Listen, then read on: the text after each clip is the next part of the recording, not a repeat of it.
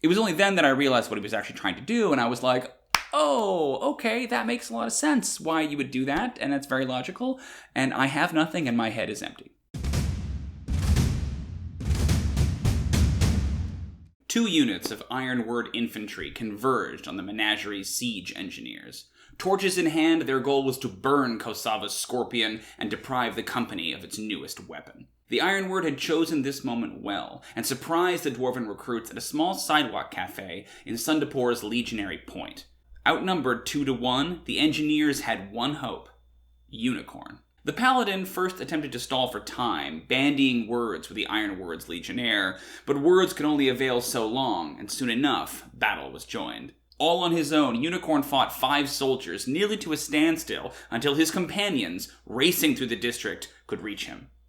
Umber leapt laughing into the fray, Griffin ignited his flaming sword Tinderblade, and Remoraz danced lightly across the rooftops, awnings, and fountains. In the end, it was Unicorn who claimed the Legionnaire, tossing his hayfork across the battlefield to spear her through the chest. Even the beleaguered siege engineers pulled out a victory, much to the hysterical astonishment of Kosava Bracebow, who had never killed anyone before. When the dust settled, a few dozen Ironword mercenaries lay dead, and the city's constabulary, the chariot-riding Kathma Guard, descended on the scene. Talking their way out of an awkward position, the commander's tent dispatched the guard with a small coin purse and a promise to get their paperwork sorted in short order.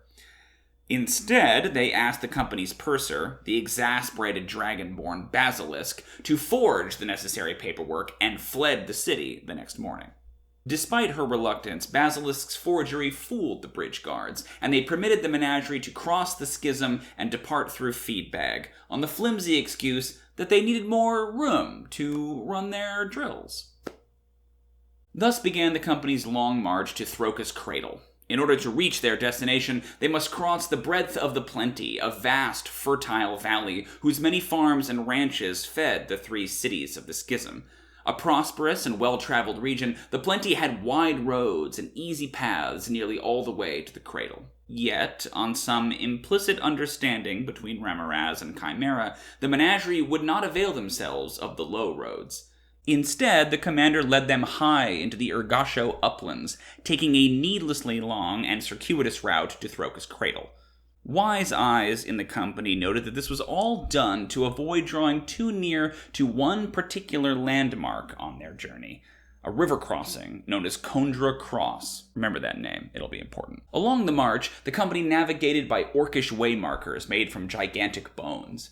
More than once, they were approached by local farmers who complained of the Urghaso marauders descending from the uplands atop gigantic deer to raid their winter stores. They passed a crumbled stronghold, unused since old Harashta. They forded the icy River Kralik, far from the comfortable Kondra crossing, to the east. They spotted megaloceros, great as elephants in those frosty hills, and heard the howls of native warg packs singing to one another about the company's movements. Each night, around the campfire, Unicorn would brew an herbal tea and offer it to as many mercenaries as would take it, attempting to wean them off of their beloved alcohol. One night, he caught up with the halfling mercenary Cyclops, a childhood friend from his small town of Frogbottom, who stayed with the company when Unicorn retired all those years ago. Another night, Umber dragged Unicorn into his mother's tent, and to both their surprises, played wingman for the commander, though whether he was ultimately successful remains to be seen.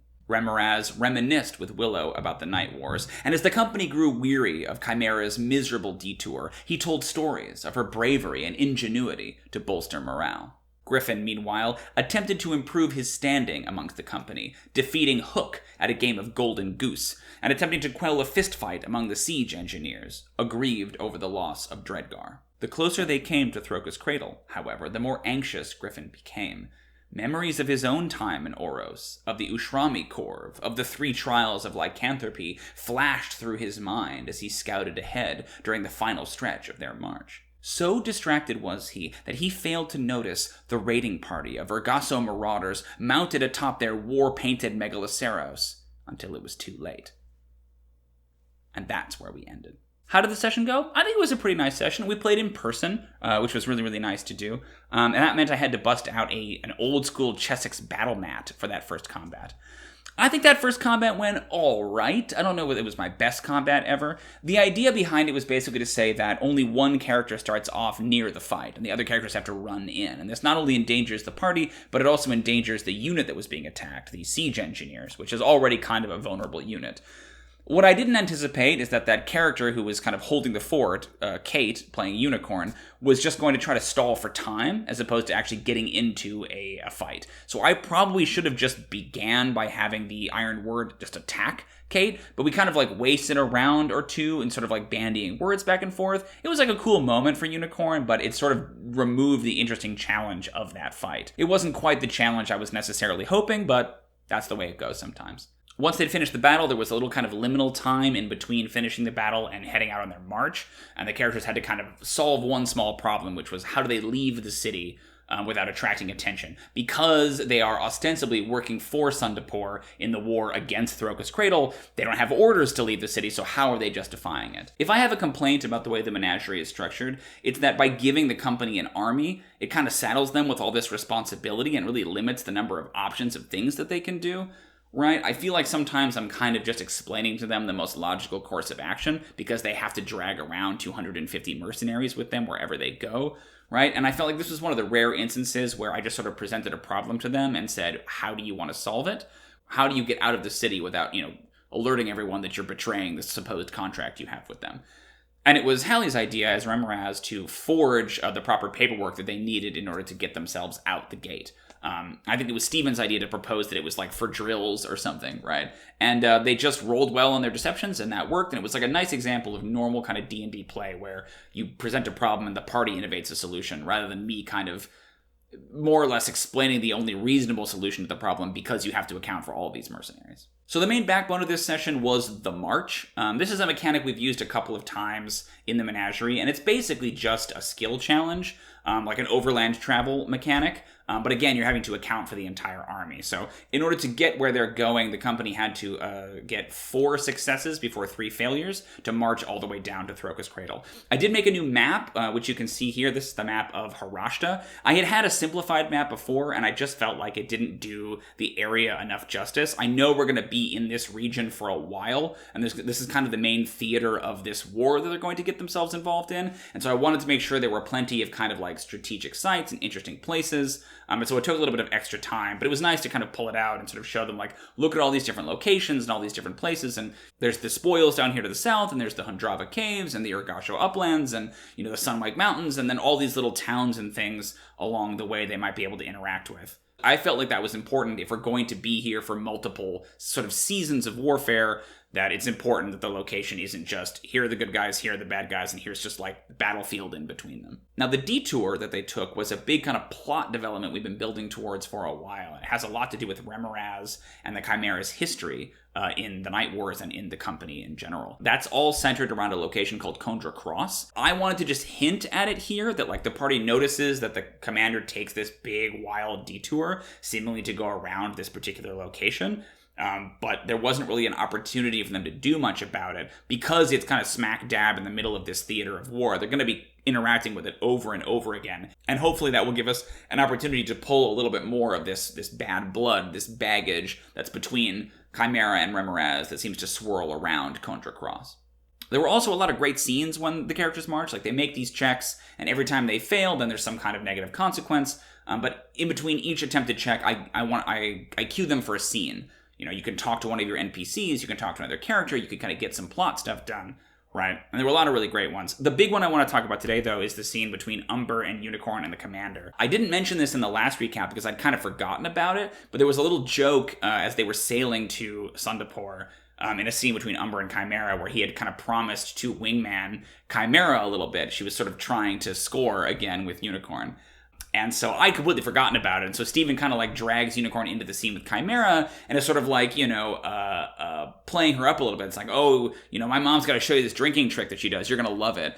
And I, as the dungeon master who plays Chimera, I'm like, oh God, I don't know what this means. What is this about? And then finally he kind of reveals like, well, I'm being a wingman.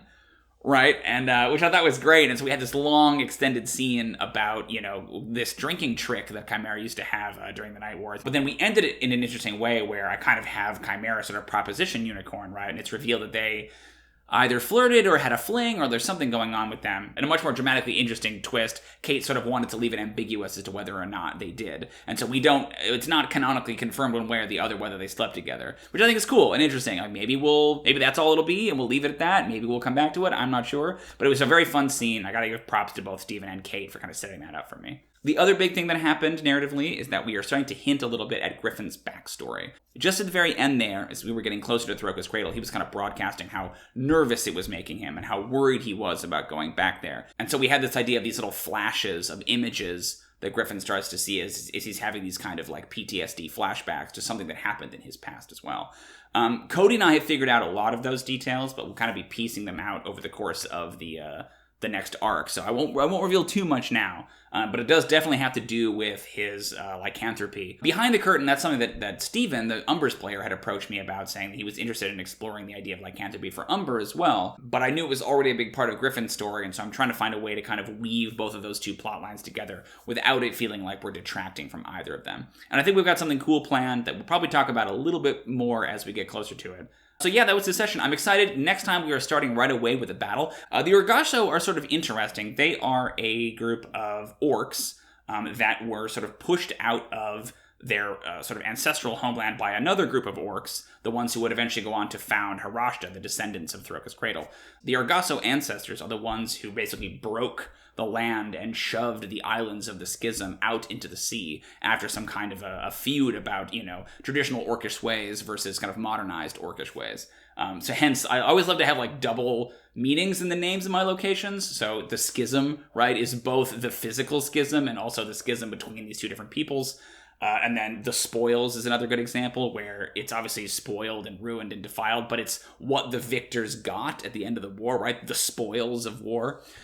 Very hokey bullshit stuff. But the Urghaso are interesting because I'm really endeavoring to make sure that we have multiple different cultures of orcs in this area, that they aren't a monolith, and they all have different political identities and agendas. This group are currently kind of like a raiding band. They're descending on the menagerie, thinking them to be an army of the cities of the Schism, one of their kind of traditional enemies. And that's not an unreasonable assumption, considering that Sundaport tends to hire mercenary companies. That doesn't mean the Urghaso are necessarily an antagonistic force to the characters. They are ostensibly on the same side if they're both against Harashta, but this first initial conflict is going to give them a little taste of what these orcs are like, which is going to be cool. I'm really excited for the Megaloceros cavalry. They're a pretty nasty unit.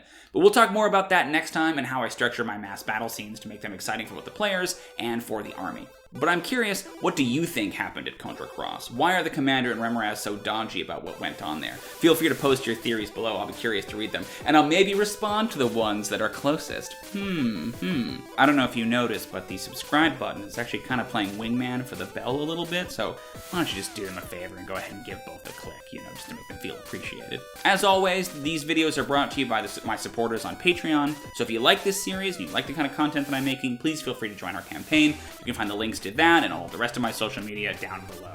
But until next time, thank you so much for watching, and as always, happy adventuring.